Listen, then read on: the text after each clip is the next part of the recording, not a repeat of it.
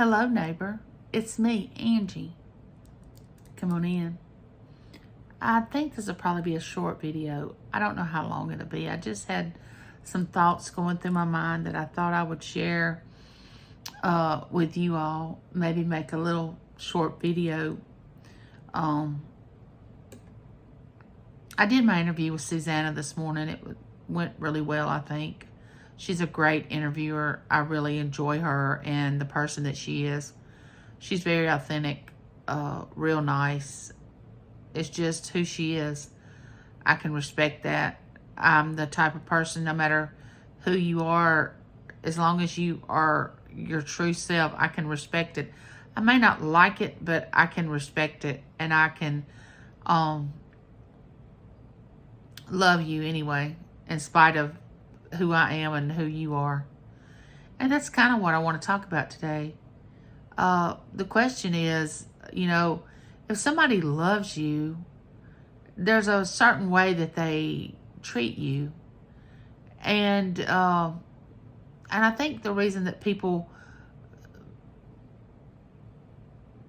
don't love is because they don't really know how or what it really means to love someone.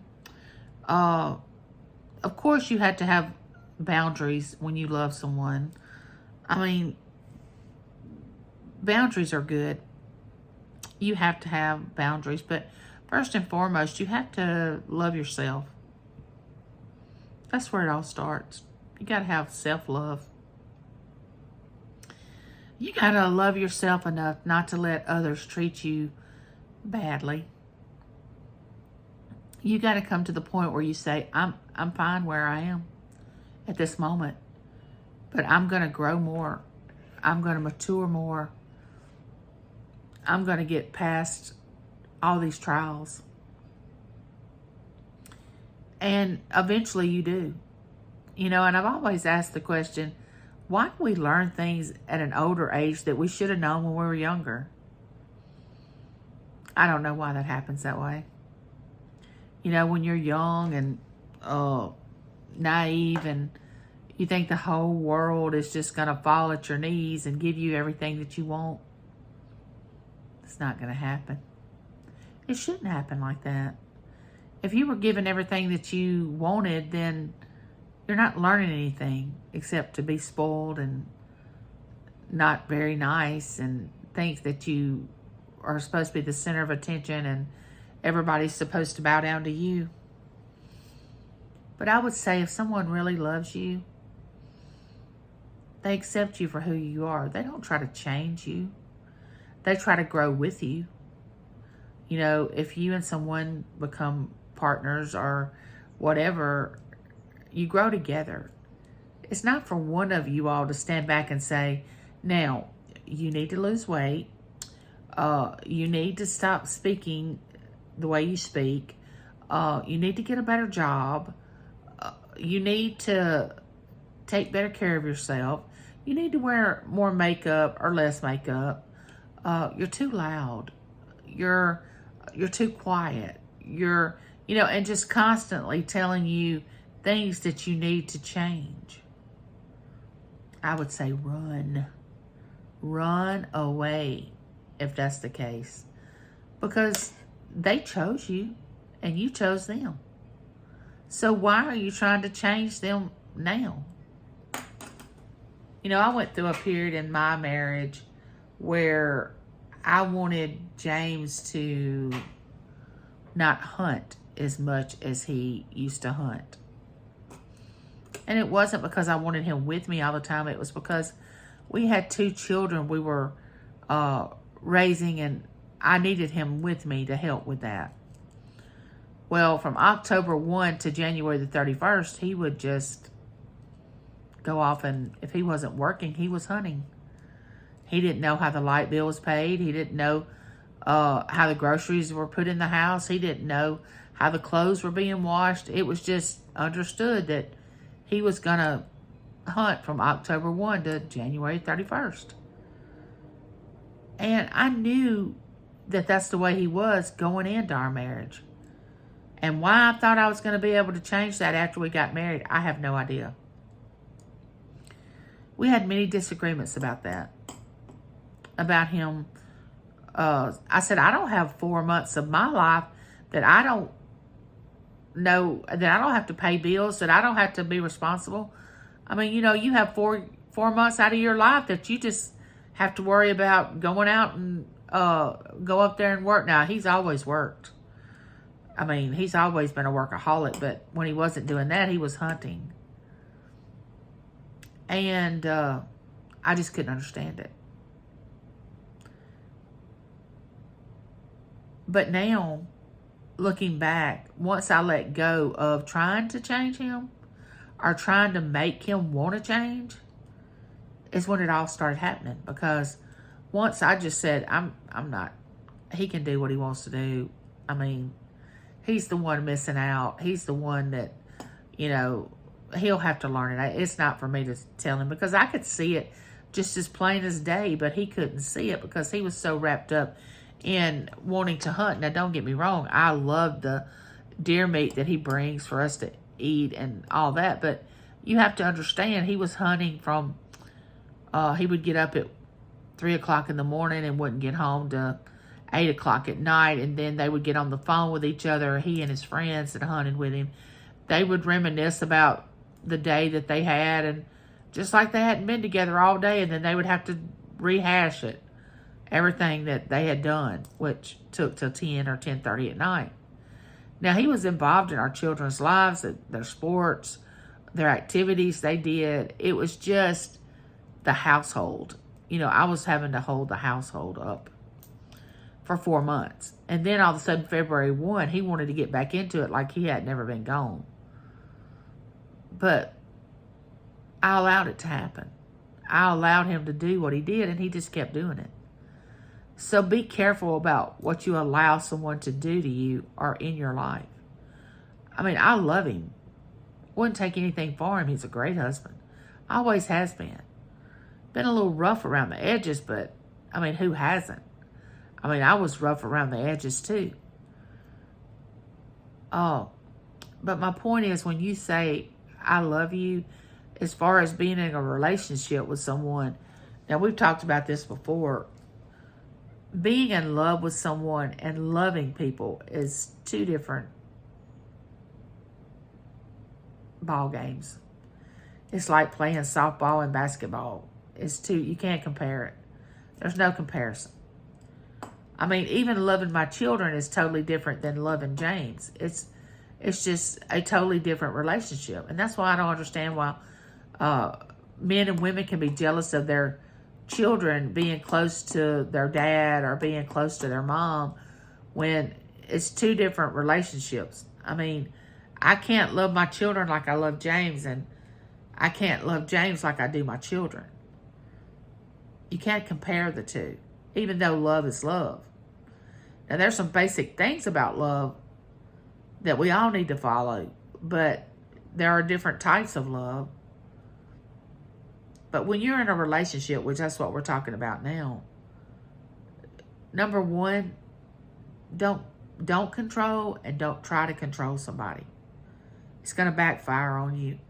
They're going to resent it, and you're going to be hanging out there to dry if you are trying to control them. They may allow it to go on for a short time, but they will get tired of it.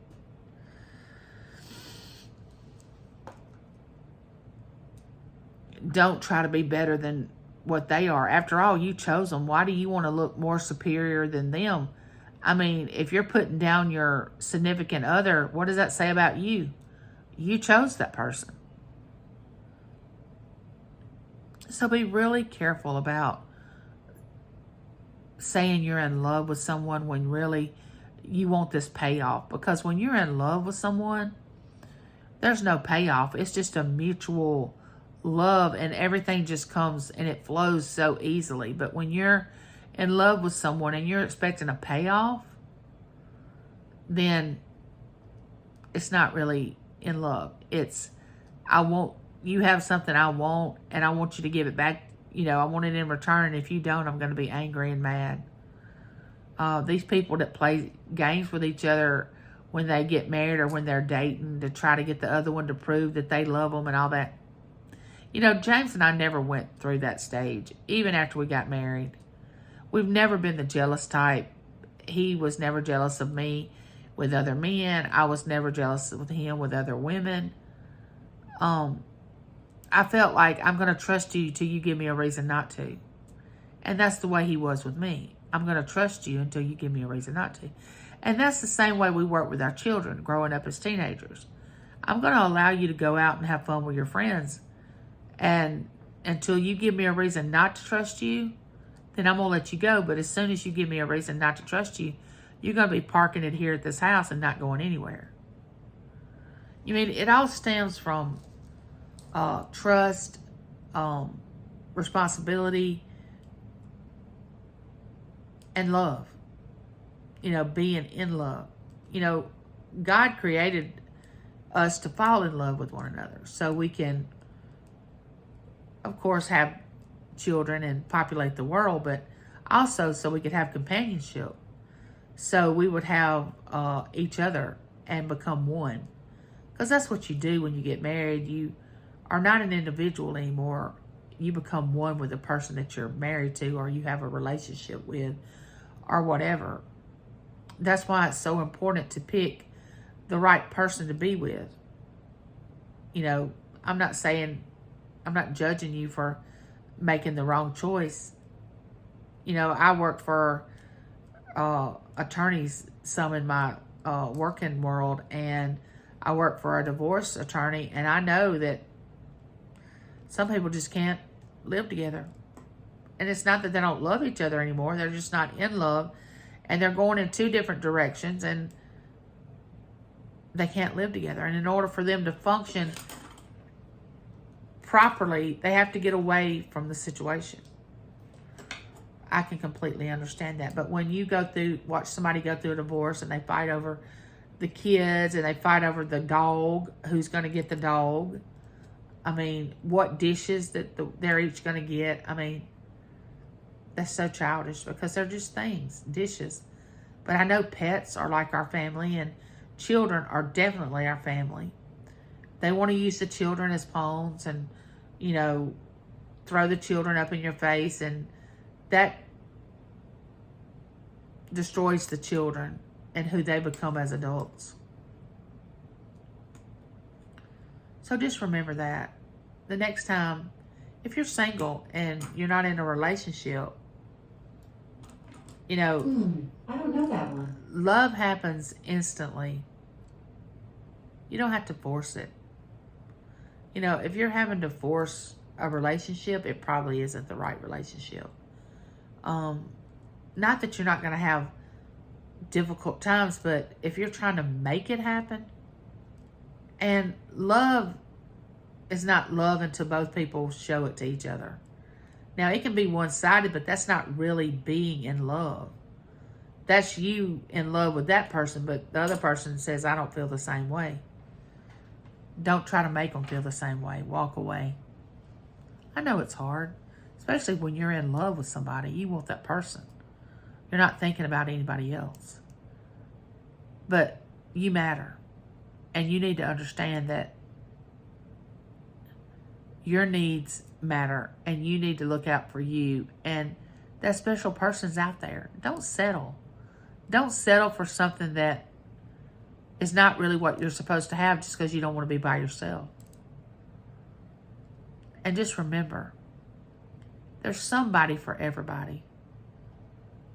And if you're okay being by yourself, be by yourself. I'm all for it. But if you want a relationship, be open to allow someone to come into your life. Now, some of you have been hurt and say, oh, I'm not doing that again. I'm not ever getting married again. I'm not ever getting in a relationship. Well, that's because it's still fresh and you're still hurt. But you will. And someone will come along and sweep you off your feet, and you'll fall in love again. But until that time comes, just take care of yourself. Be you. Be true to you. And remember, neighbor, I love you, and there's nothing you can do about it. Like, share, subscribe, comment. Bye, neighbor.